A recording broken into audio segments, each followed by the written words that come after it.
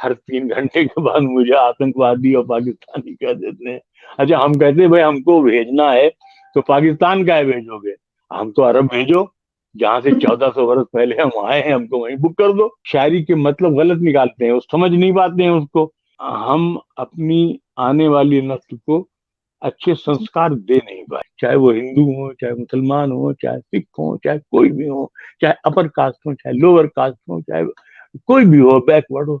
हर बच्चे की जिम्मेदारी है वो ये सोचे इन झूठे लीडरों की बात न सुने। सिगरेट पीने के लिए भी मोहल्ले बांट लिए थे, इसके आगे नहीं पियेंगे, वहां मेरे बाप की हुकूमत है।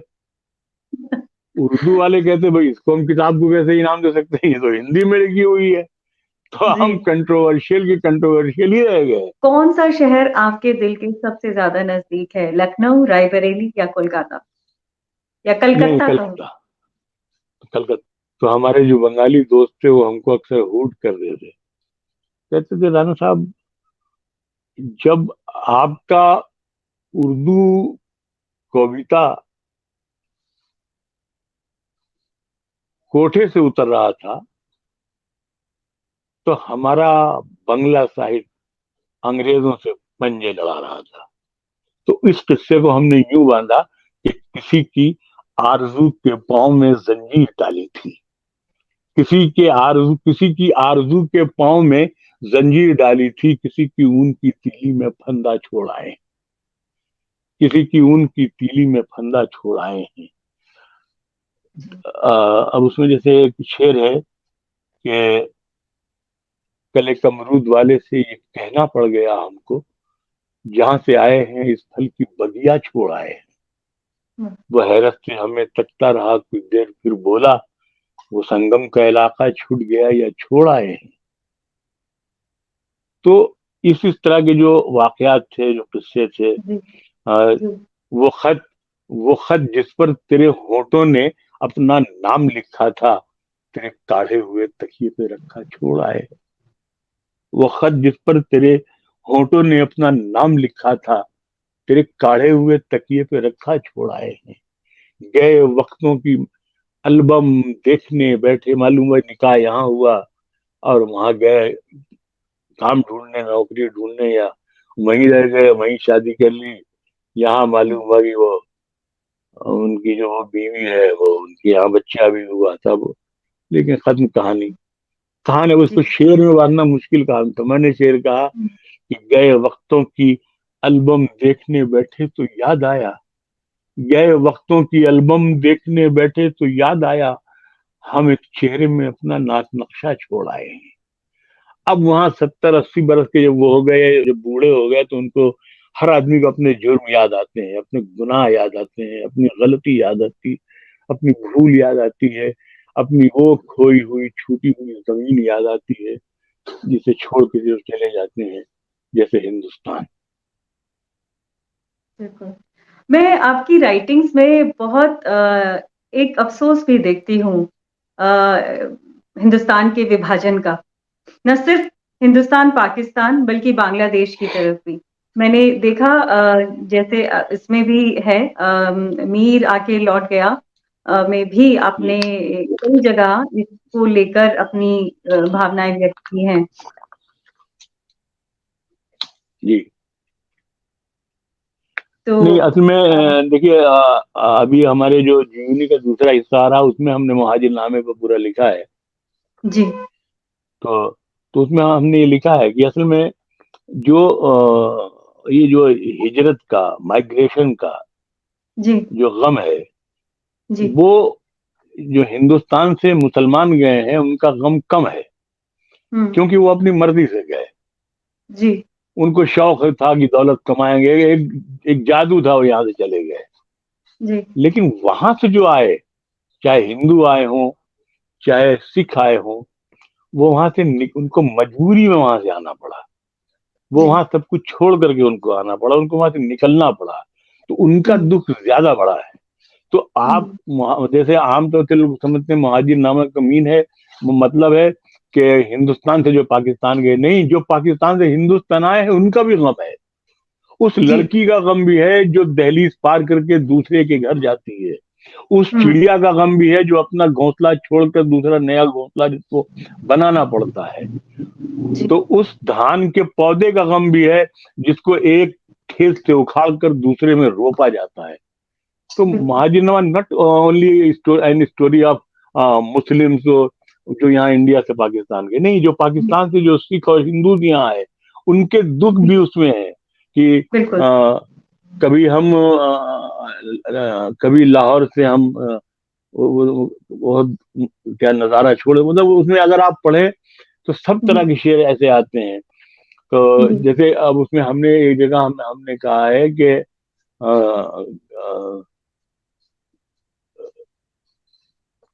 याद नहीं, आप बहुत इतना खो गए उसमें हम जी कि मतलब ये कि असल में एक साहब हिंदुस्तान मेरठ के पास कोई एक हवेली थी, वहाँ किसी कोई जमींदार से वहां के रहे होंगे, उनकी हवेली थी, वो हवेली छोड़ के चले गए थे।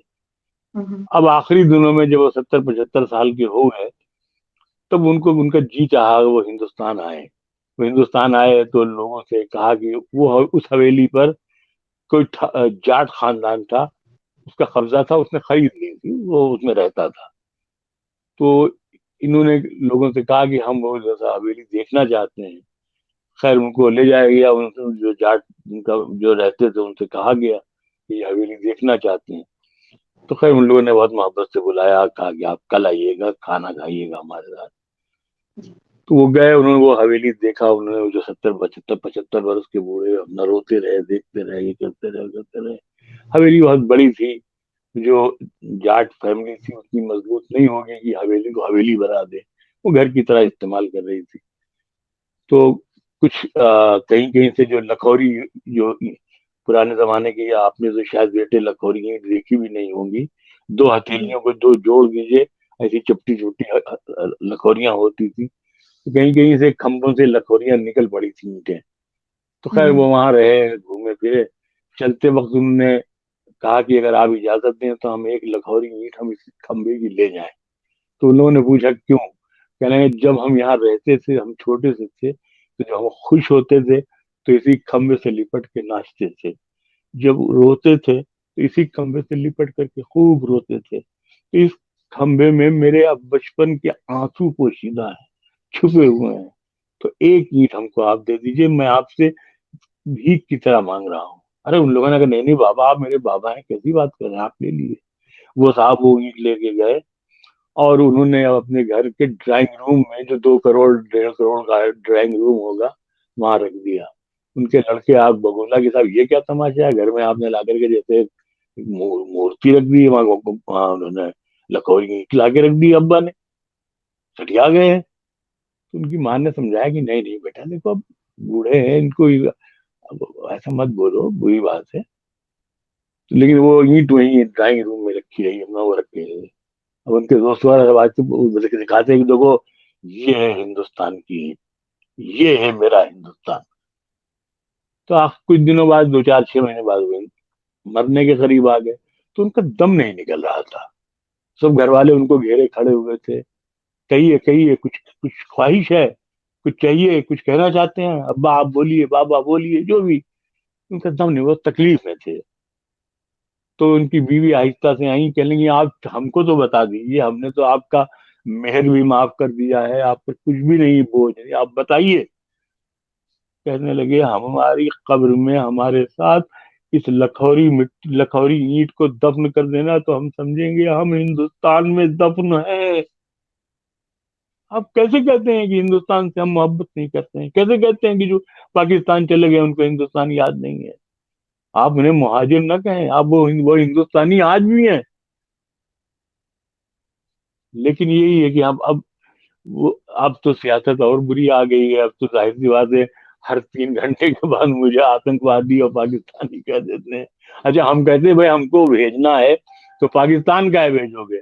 हम तो अरब भेजो, जहां से 1400 वर्ष पहले हम आए हैं, हमको वहीं बुक कर दो, हमको मकान मकान दिलवा दो, वहीं चले जाएंगे हम। ये तुम धौंसे दो पाकिस्तान चले जाओ, पाकिस्तान से मेरा क्या लेना देना? पाकिस्तान से अगर हमें थोड़ी सी मोहब्बत है तो वो इसलिए है कि वो हमारा हिस्सा था, तुम्हारी बेवकूफी से वो पाकिस्तान बन गया। अगर हुकूमत हमारे हाथ में होती तो वो पाकिस्तान नहीं होता, वो हिंदुस्तान ही होता।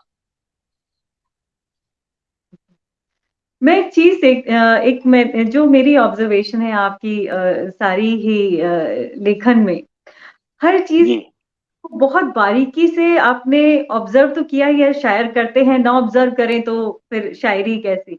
लेकिन उतनी शिद्दत से आप उसको याद भी नहीं, मैं रखते हैं। मैं मैं बात करता हूँ, सॉरी माफ कीजिएगा। देखिए जी, असल में ऐसा है कि बेटे शायरी में हर बात पूरी नहीं हो पाती है, वो जी, उसको बाकी समझना पड़ता है। बिल्कुल। आप मेरी बात समझ रही हैं ना? ये बहुत यानी गहराई जैसे चाहिए अब समझने लोग की। शायरी शायरी के मतलब गलत निकालते हैं, वो समझ नहीं पाते हैं उसको, तो कहते हैं जी। इसका मतलब ये होगा। शायरी हुँ, मतलब ये कोई एक पन्ने में नहीं लिखी जाती है। शायरी तो हुँ, एक लफ्ज में होती है, एक फूल हुँ, की पत्ती में शायरी होती है।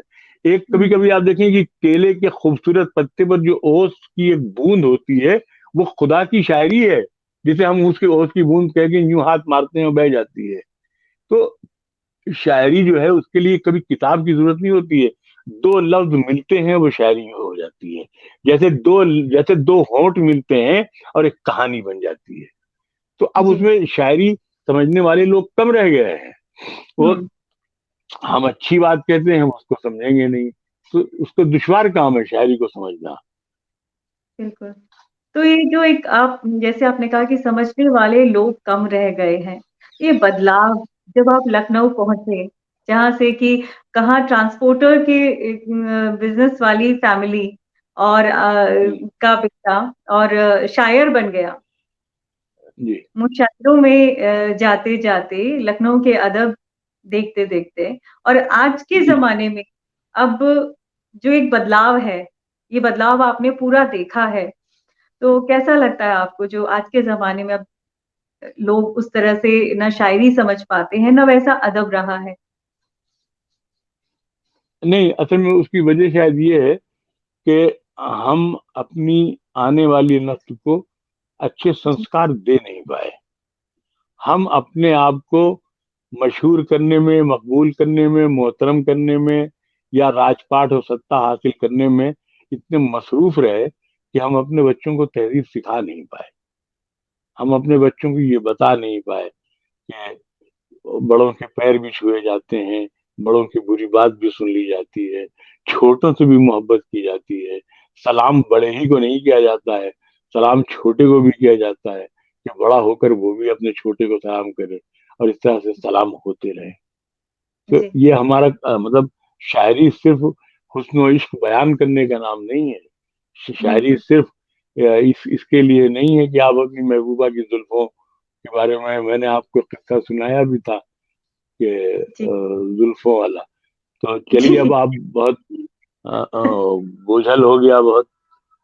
तो हम तो मतलब ये है ना कि जैसे अगर कभी कभी ना हंसें, न खुश जी, रहें, न मुस्कुराएं, न जी, जिंदगी के जख्मों से लुत्फ लें, तो हम पागल हो जाएं। लेकिन जी, यही है कि जब हम बहुत मतलब कुछ सोचते हैं, लिखते हैं, कुछ भी करते हैं, तो फिर कुछ जी, ऐसी बातें सोचते हैं या लिखते हैं। मतलब जैसे जी, देखिए, आप देखें ना कि गद्य लिखना जो है हुँ, वो मुश्किल काम है, लेकिन शायरी बहुत ही मुश्किल काम है। जी, मैं आमतौर से, मेरी बाद में बहुत किताबें आई, सफेद जंगली कबूतर, बगैर नक्शे का मकान, कई जी, 5-6 किताबें मेरी जो है प्रोस की आई। जी, तो बदन सराय का फूल। जी जी जी, तो असल में दुश्मनों ने ये उड़ा दिया कि जी, मुनव्वराना का गद्य जो है वो पद से अच्छा है। तो मैंने कहा देखिए साहब, एक आगा आशिक काश्मीरी के एक ड्रामे में एक डायलॉग था कि मैं अपने घुंघरू तो नहीं उतारूंगी, पैसे तो इसी से मिलते हैं। तो बात यही, हमने कहा भाई देखो, शायरी तो मैं नहीं छोड़ूंगा, पैसे तो शायरी से मिलते हैं। गद्य जी, की तारीफ उस वक्त होती है जब हम मर गए होते हैं, अरे साहब वो एक मैंने पढ़ा एक फीचर वैसा और वैसा वैसा। तो जी, शायरी जैसे एक मेरे जहन में एक ख्याल आया शेर कहने के लिए, जी, तो मैंने बहुत कोशिश की, लेकिन मैं उसको शेर नहीं बना पाया। वो एक ख्याल ये था कि मैंने गुर्बत गुर्बत कहते हैं गरीबी, जी, मैंने गुर्बत के दिनों में भी बीवी को हमेशा ऐसे रखा जैसे मुकद्दस किताबों में मोर का पर रखा जाता है। तो मैंने बहुत कोशिश की कि मैं इसे शायरी बनाऊं, लेकिन नहीं बनाया। बहुत से ऐसे टॉपिक्स होते हैं जो शेयर नहीं बन सकते हैं। जी तो मैंने कहा कि नहीं, मुझे फिर गद्य लिखना चाहिए, क्योंकि मैं अपनी बात पूरी नहीं कर पा रहा हूँ। तो मैंने फिर गद्य लिखना शुरू किया। तो उसी का नतीजा मोर पाँव भी, जब मोर सॉरी जो मीर आके लौट गया है, मीर आके जी लौट गया में मैंने एक तजुर्बा और भी किया कि आमतौर से जी ऑटोबायोग्राफी में आदमी कैमरे के सामने सिर्फ अपने को रखता है। मैं हम्म पहुंचा, या रोज से दौड़ी, उसने मुझे पहचान लिया और मुझे सैल्यूट किया, और उसने अपने गुलाब से फूल मेरे होठों पे रख दिए। मैं लंदन के हिथरो पे खड़ा हुआ था।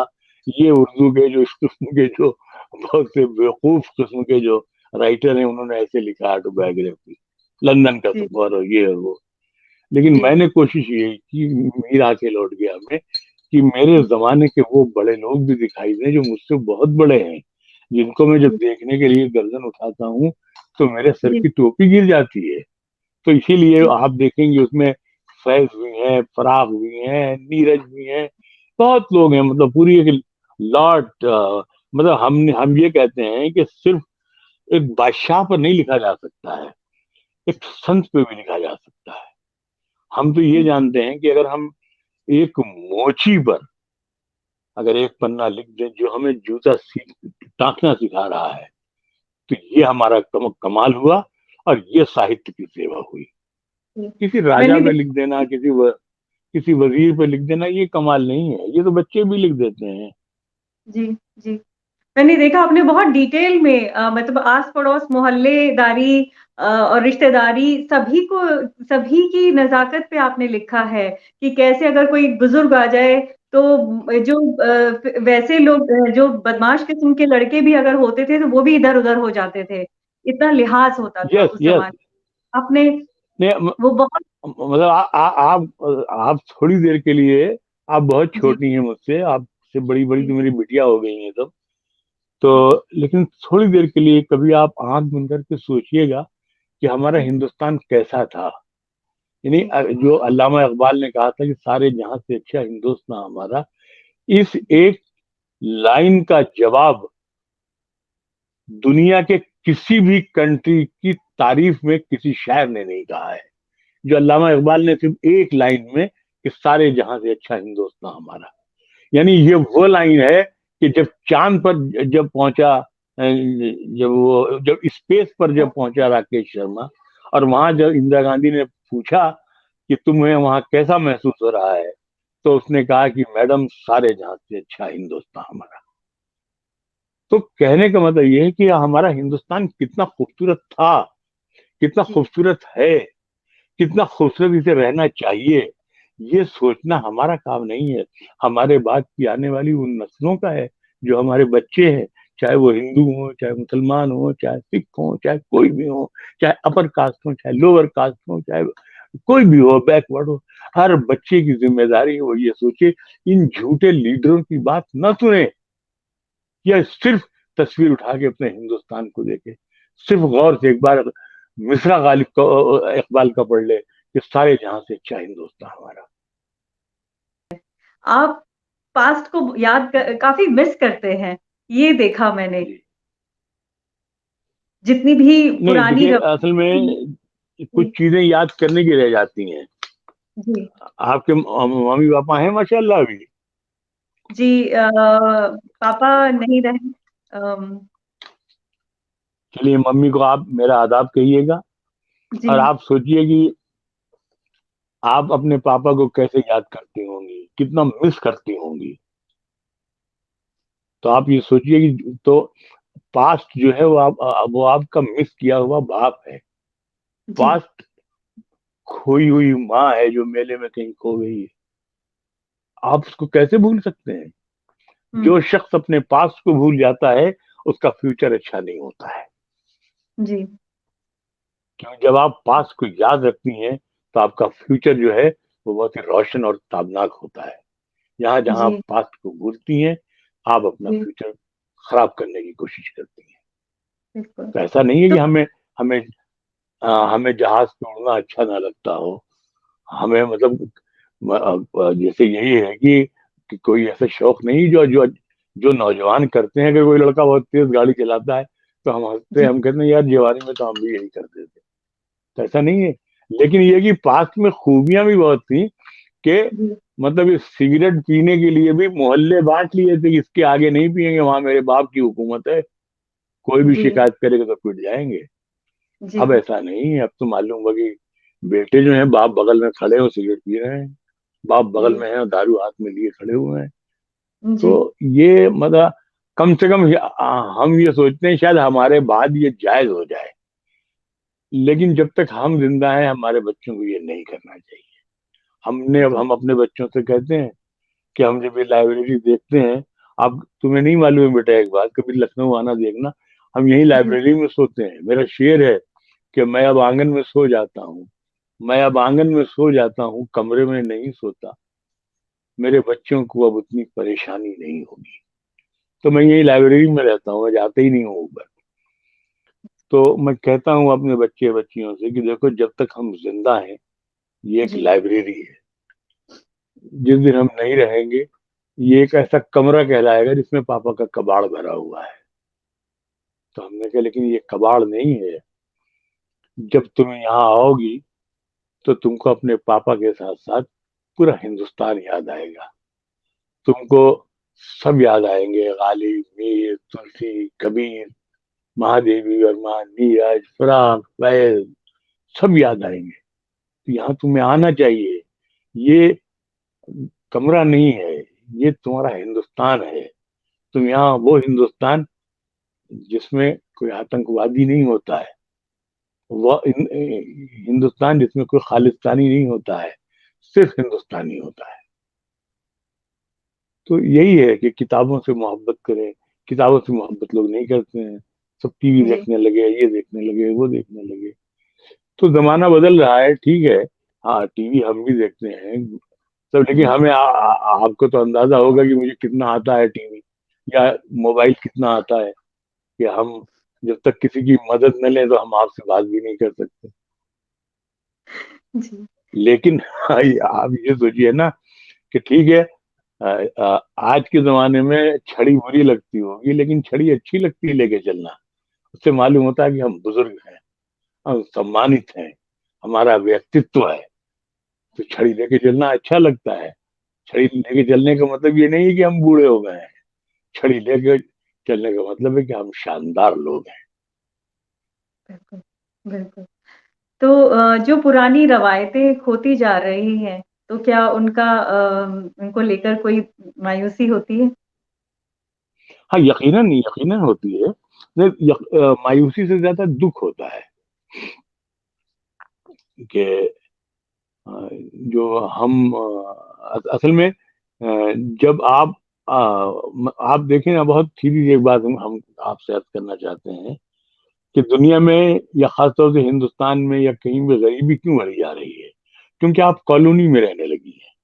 जब आप मोहल्लों में रहती थी तो अपना बचा हुआ खाना दूसरा, हमारा एक शेर है कि ठंडे मौसम में भी सड़ जाता है बासी खाना, बच गया है तो गरीबों के हवाले कर दे। तो नहीं, आप डीप फ्रीजर में कहेंगे हम डीप फ्रीजर में रख लेंगे, सड़ेगा कैसे, हम खा लेंगे।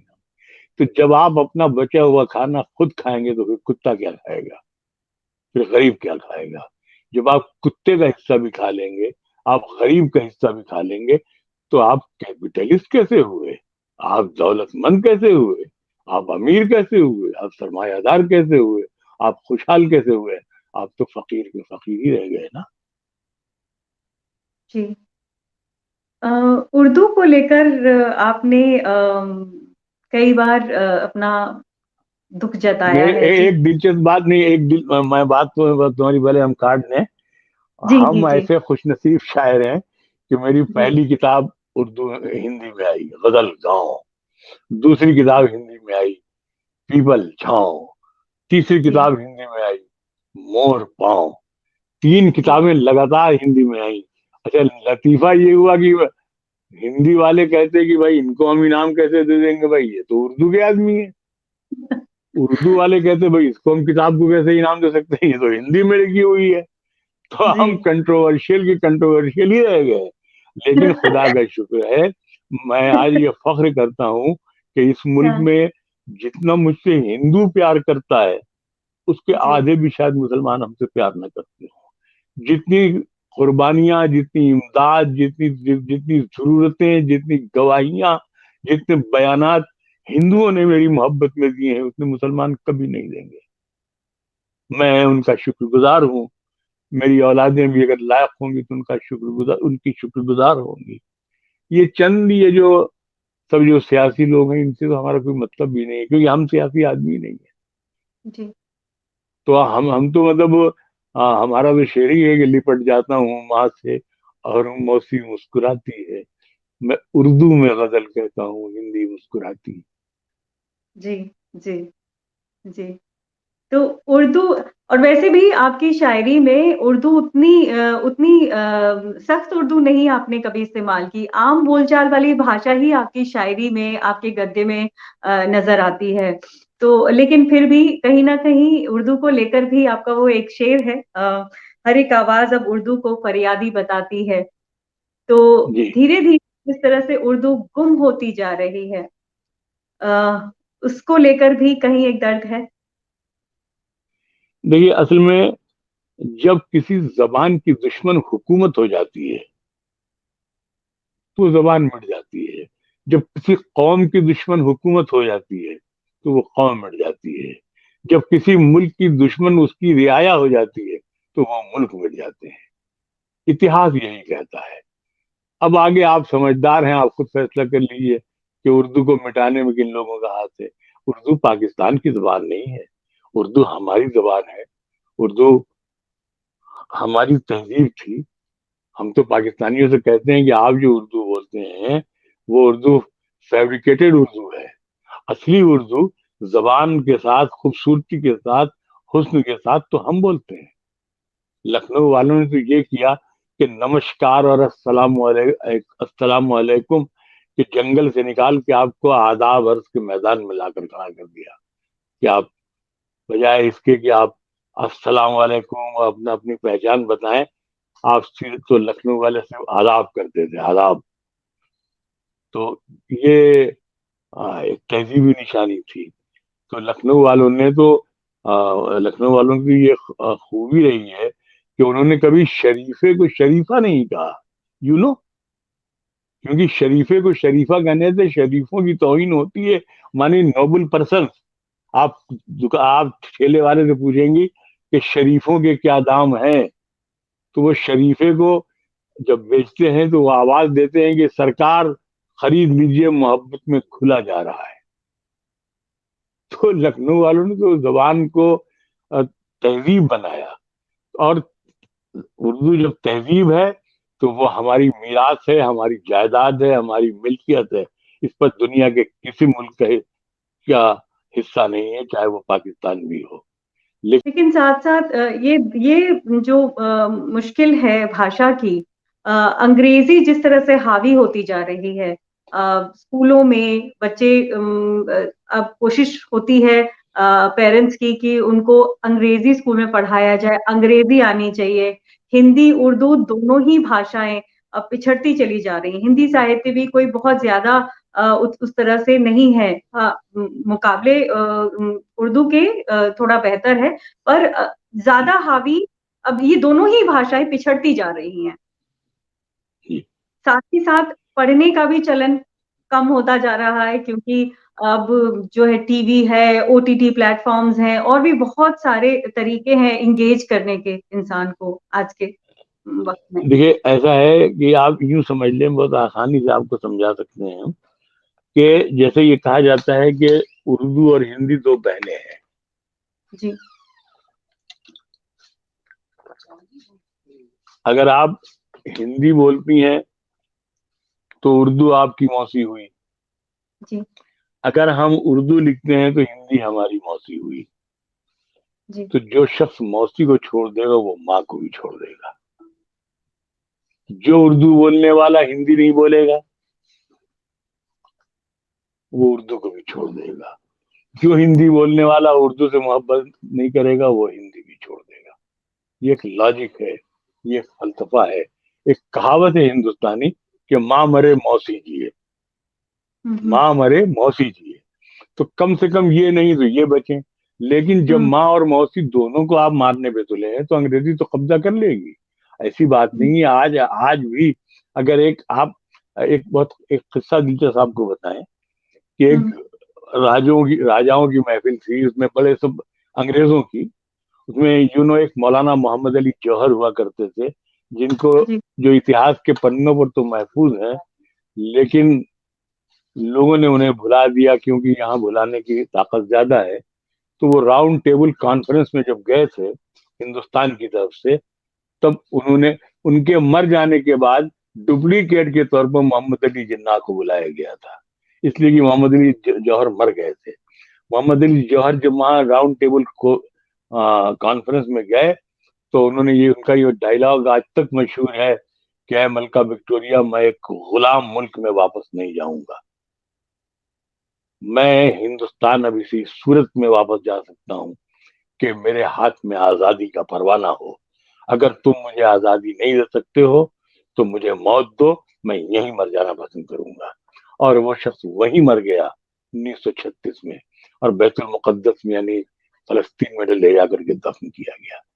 तो एक कोई महफिल में सब अंग्रेज ही लोग थे, तो बड़े बड़े अंग्रेज अंग्रेज अंग्रेज नुमा, अंग्रेजों के जैसे, अंग्रेजों के दलाल, सब अंग्रेजी बोल रहे थे, बेहतरीन अंग्रेजी। जौहर साहब जो थे, उनका एक अखबार निकलता था कामरेड। कहा जाता है कि अंग्रेजी अखबार कामरेड का इंतजार लंदन में बर्मिंघम पैलेस में इंतजार किया जाता था कामरेड का, कि कामरेड ने क्या लिखा है। अंग्रेजी खूबसूरत बोलते थे, वो खूबसूरत लिखते थे।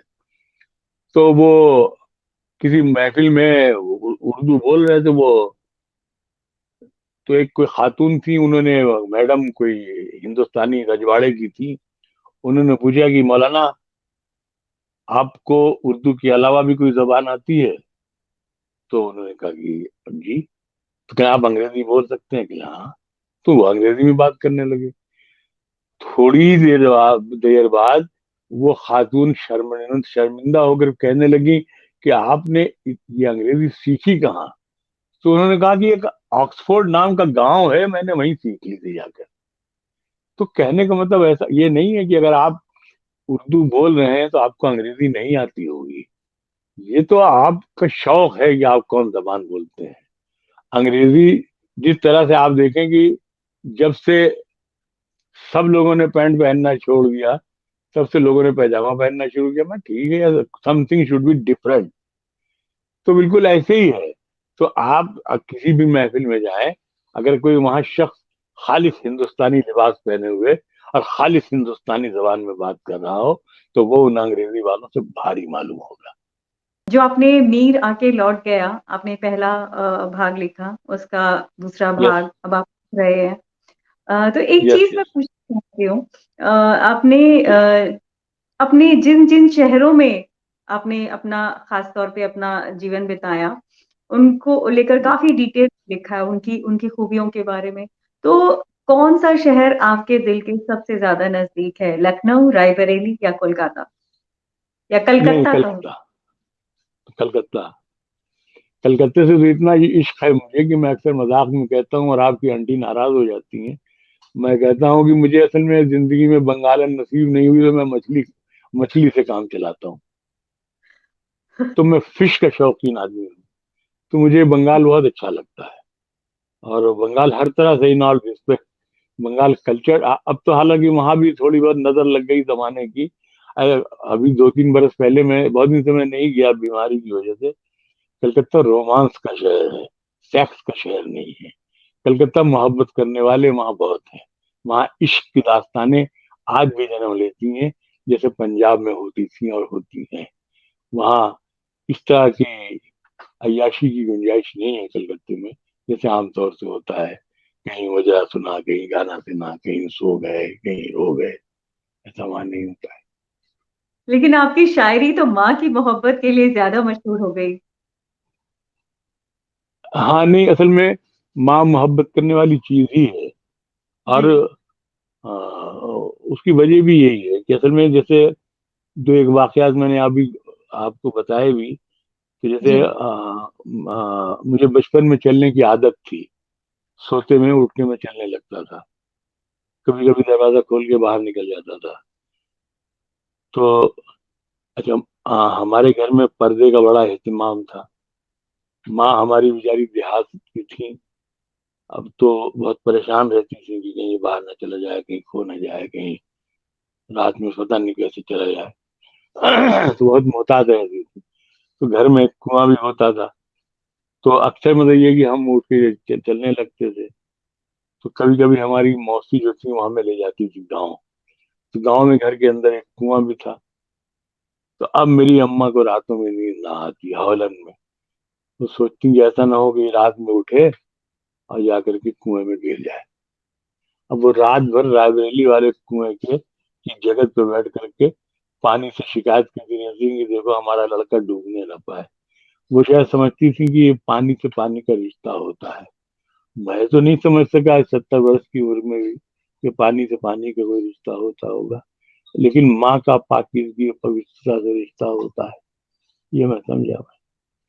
तो इसलिए मतलब पता नहीं, मतलब इस तरह के बहुत से ऐसे वाकयात रहे कि मुझे माँ से मोहब्बत ज्यादा हुई।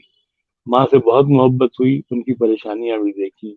मैंने अर्ज किया कि पूरी जिंदगी जानमाज पे उठते बैठते सोते जागते रोते हंसते वहीं बैठी रहती थी वो। तो फिर इसके बाद यूं हुआ कि हम किसी की भी मसलन अगर आपकी मम्मी से भी मिले तो उनसे सब कहानियां सुनने लगे, उनसे पूछने लगे, उनसे पूछने लगे, उनसे पूछने लगे। तो मैंने अंदाजा लगाया कि दुनिया की माएँ सब एक तरह की होती हैं। बल्कि मेरा एक मिसरा है किसी शेर का कि माँ तो माँ होती है, मेरी हो किसी सांप की हो। तो जैसे एक ड्राइवर साहब थे, मकसूद साहब हमारे यहाँ, उनसे हमने पूछा, हमने कहा हम छोटे थे, हम लड़के थे, हमने कहा चाचा ये बताइए कि सब लोग ट्रक वालों को बहुत गालियां देते हैं। तो कह लेंगे बेटा बेवकूफ है। तो कह लेंगे बेटा ट्रक वाला जो है वो एक बार सड़क पार करते हुए सांप को भी बचाने की कोशिश करता है, क्योंकि मुमकिन है कि वो अपने बच्चों को दूध पिलाने जा रही हो। और हम लोग भी तो अपने बच्चों को घर पे छोड़ करके आते हैं, परदेश में मारे मारे फिरते हैं। तो हम लोगों को तो सांप को भी देख करके अपने बच्चों की याद आने लगती है। तो हम कैसे आदमी को ट्रक चढ़ा देंगे। तो अब हादसा तो बेटा हादसा होता है, किसी के साथ भी हो सकता है। जी तो यही है। तो इस तरह से मतलब ये है कि मुझे माँ से गुर्बत होती चली गई।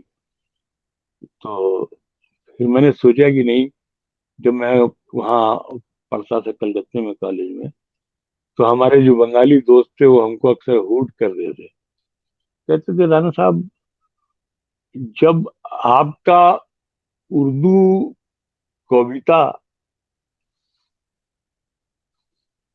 कोठे से उतर रहा था तो हमारा बंगला साहित्य अंग्रेजों से पंजे लड़ा रहा था। मैं सोचता भी कि हाँ वाकई में हमारे यहाँ उर्दू शायरी में ये हुस्न और इश्क और शमा और परवाना गुल और बुलबुल, ये कोई चूमा चाटी की शायरी हो गई बिल्कुल, खाली कोठे से उतरने वाली। तो हमने कहा कि नहीं, जब एक मामूली सी सूरत शक्ल की औरत मेरी महबूबा हो सकती है तो मेरी माँ मेरी महबूबा क्यों नहीं हो सकती है। तो मैंने अपनी माँ को महबूबा का शेप दिया। मैंने सोचा कि माँ तो बहुत अजीम होती है, भगवान को भी 9 महीने के लिए एक औरत की कोख उधार लेना पड़ती है अपने एक डेमो के लिए, अपने एक क्रिएशन को दुनिया में लाने के लिए 9 महीने तक एक औरत की कोख उधार लेनी पड़ती है। तो माँ जो है वो पूजनीय है।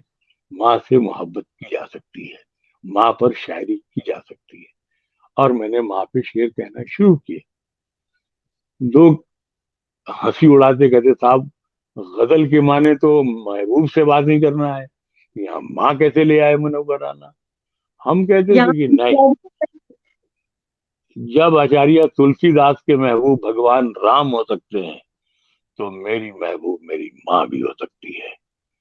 आज तो जिसे देखिए गली गली में साहब जो गाय जो खीरे से पैदा हुए हैं, गोभी से पैदा हुए हैं, वो भी मेरी माँ, मेरी माँ, मेरी माँ, सब दावा करते हैं मैंने शेर कह दिया, मैंने कहा, मैंने कहा, मैंने कहा। लेकिन ये है कि मोहब्बत करने वाला मोहब्बत करने वाला जिंदगी भर कुछ नहीं कहता, कि दरिया शोर करता है, समंदर कुछ नहीं कहता। तो क्या मजबूरियां बेजान चीजें भी समझती हैं, गले से जब उतरता है तो जेवर कुछ नहीं कहता। जब जैसे कि आपने ये किस्सा अभी बताया कि जब गजल में हुस्न की बातें होती थी, आपने जी कहा कि मोहब्बत माँ से क्यों नहीं हो सकती। आप जी शायरी में भी इंकलाब लेकर आए। जी। तो अगर मैं पूछूं कि डोमिनेंट ट्रेट आपका क्या, आप शायर हैं या इनकलाबी हैं? कौन है मुनव्वर राना? देखिए देखिए, असल में इनकलाब जो होता है ना, ये तो माहौल आदमी को इनकलाबी बनाता है, वरना इंसान तो मोहब्बत ही करने के लिए पैदा हुआ ना। जब आप जमीन पर जुल्म देखती हैं, जब आप जमीन पर नाइंसाफी देखती हैं, जब आप अदालतों को बिकते हुए देखती हैं, जब आप थानों को किराए पर उठा देते हुए देखती हैं, जब आप गरीब पर जुल्म देखती हैं, जब आप किसी लड़की की इज्जत लुटने की कहानी सुनती हैं, जब आप किसी के अकेले बच्चे को कत्ल होते हुए सुनती हैं, तो आपके अंदर अगर इनकलाब नहीं जागता है तो इसका मतलब है कि आप पत्थर हैं, आप इंसान नहीं है। अगर आप इंसान हैं तो आप में इनकलाब होना चाहिए। जिन्होंने जिनमें इनकलाब की हिम्मत नहीं थी वो पत्थर हो गए, और जो ये पत्थर आज आपको रास्ते में पड़े मिलते हैं, ये पत्थर नहीं होते हैं, ये वो इंसान है जिन्होंने रिएक्ट नहीं किया दुख पर, तकलीफ पर, नाइंसाफी पर, जुल्म पर। तो भगवान ने इन्हें इनके गुनाह की सजा में पत्थर बना दिया। हम इंसान हमें इसलिए बनाया है कि हम रिएक्ट भी करें, और हम इनकलाब और जिंदाबाद की आवाज भी उठाएं, और अगर कोई गलती है तो उस पर एतराज करें। अगर हमने गलती की है तो उसके लिए हम शर्मिंदा हों और किसी के पैर छू के भी माफी मांग लें।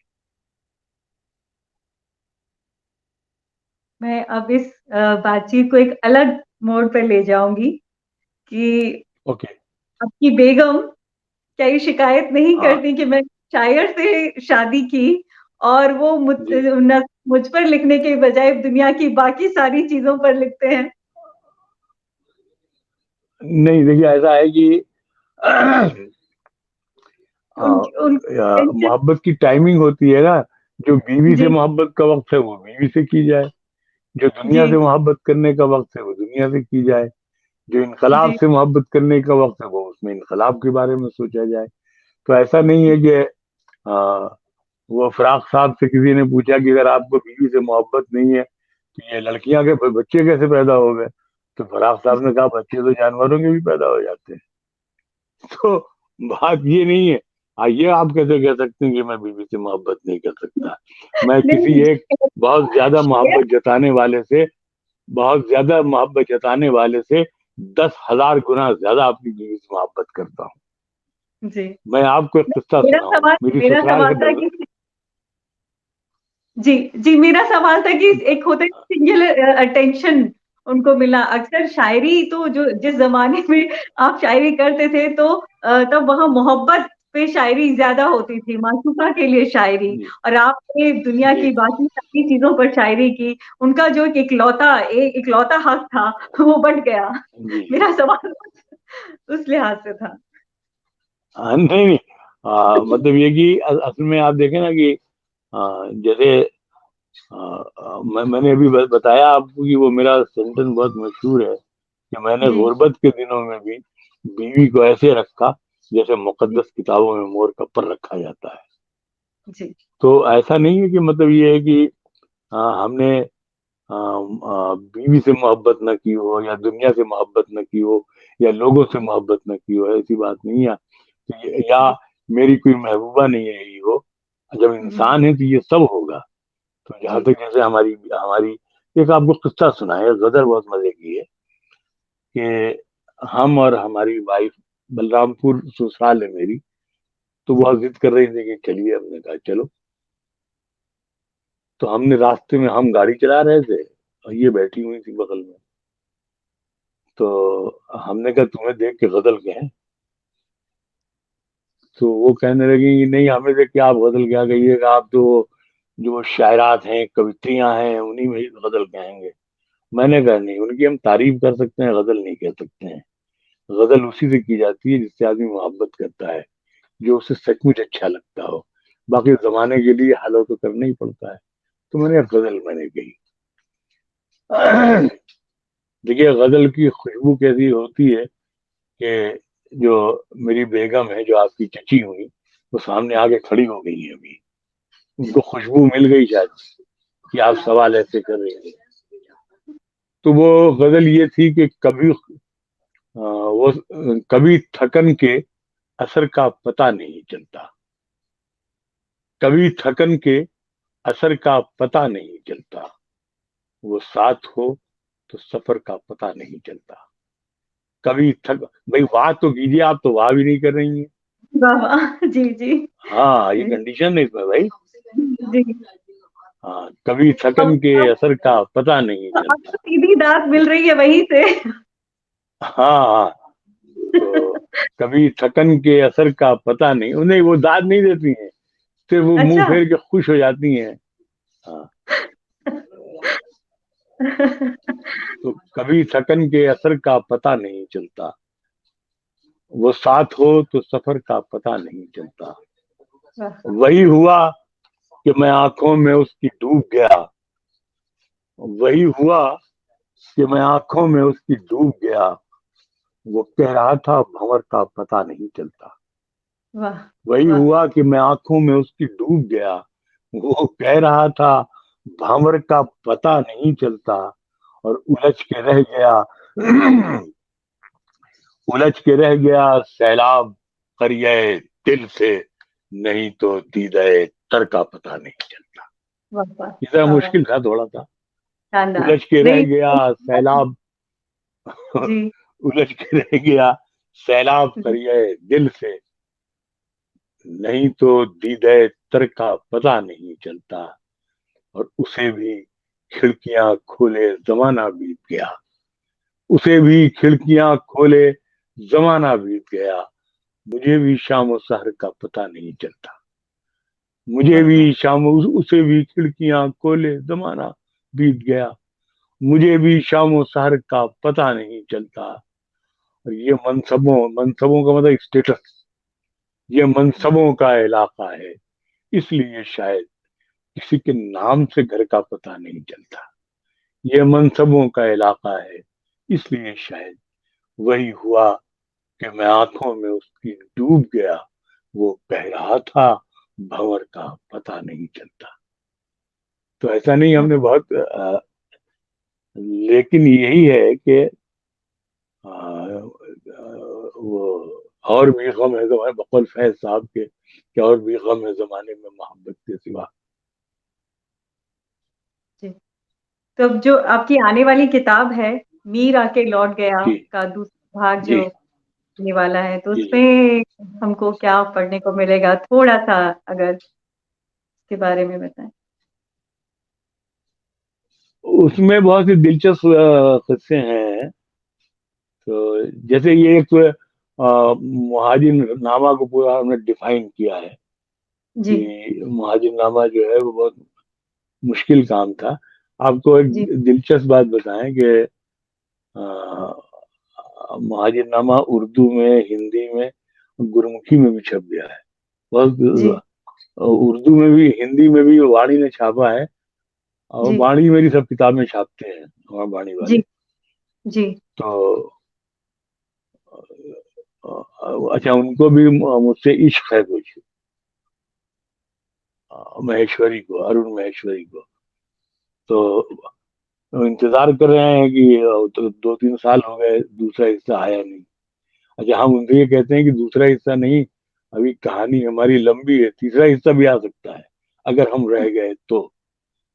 बिल्कुल तो उसमें बिल्कुल। जैसे मुहाजिरनामे को हमने डिफाइन किया है, और उसमें जैसे मुशायरों की जो दुनिया आबाद थी, उसको, उसके बारे में हमने काफी वर्क किया है। जी इसके अलावा जो हम बहुत से और भूले बिछड़े जो गम होंगे, जो बहुत से किस्से छूट गए, जो बहुत से लोगों के बारे में हमने लिखा, तो वो सब उसमें है। तो वो हमारे ख्याल से वो इससे ज्यादा मजबूत किताब होगी, क्योंकि जो भूले हुए किस्से जो आप भूल जाती हैं वो ज्यादा जी कीमती होते हैं। क्योंकि जैसे ऐसे होता है ना कि जो खत आपने कल लिखा है वो याद रहता है, लेकिन जो जी खत आपने 20 बरस पहले, आप तो खैर छोटी हैं, यानी हमने जी 30 बरस पहले, 40 बरस पहले किसी को जी लिखा होगा, वो अचानक जी किसी किताब से मुड़ा हुआ निकल आए, तो उसकी जी खुशबू, उसकी महक, उसकी ताजगी दुनिया की किसी भी लिखावट और किसी भी बिल्कुल किताब से ज्यादा अच्छी होती है।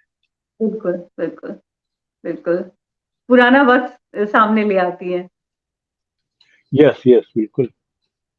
और वो जी हमारा एक शेर है ना कि अलमारी से खत उसके पुराने निकल आए, अलमारी से खत उसके पुराने निकल आए, फिर से मेरे चेहरे पे ये दाने निकल आए।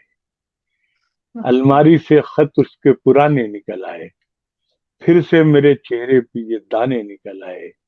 माँ बैठ के तकती थी जहां से मेरा रास्ता, माँ बैठ के तकती थी जहां से मेरा रास्ता, मट्टी को कुरेदा तो खजाने निकल आए, वाह वाह मट्टी को कुरेदा तो खजाने निकल आए। बहुत अलमारी खूब। से खत उसके पुराने निकल आए, फिर से मेरे चेहरे पे ये दाने निकल आए।